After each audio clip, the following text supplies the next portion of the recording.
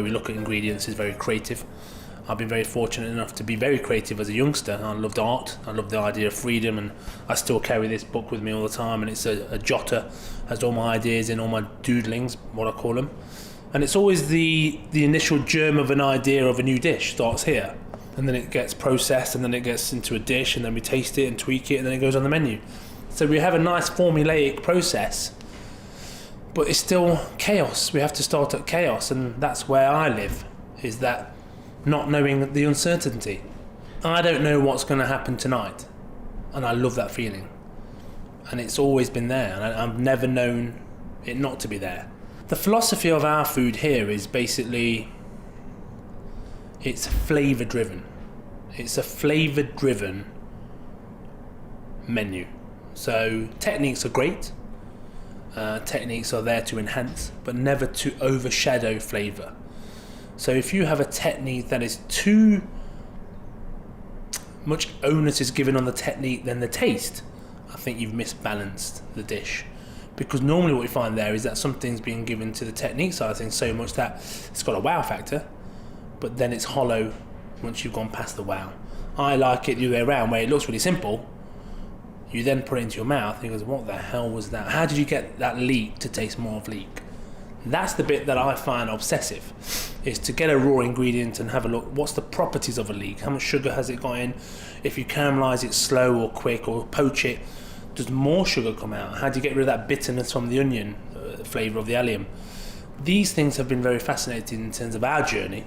So I'd say the food is modern British, with the emphasis on British ingredients, but with world influences in flavour. So we're not afraid to use a Thai ingredient, a Thai flavour, or Thai, almost like a flavouring that's going to enhance a dish. I've got no problems with that. We use spices from my Punjabi heritage. We grew up with spices. My father lived in Penang 15 years, so there's some Penang influence that sneak in. I went to Japan a few years ago. That was a massive influence to our cuisine, about keeping it purer, lighter, especially when you're doing a tasting menu.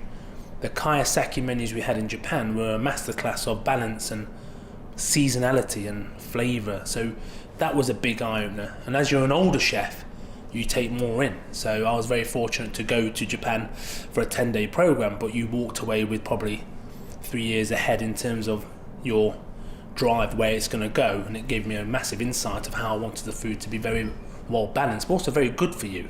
So yes, there's less sugar, salt, dairy, eggs, butter, because I want more flavour, but not the weight of a gastronomic meal.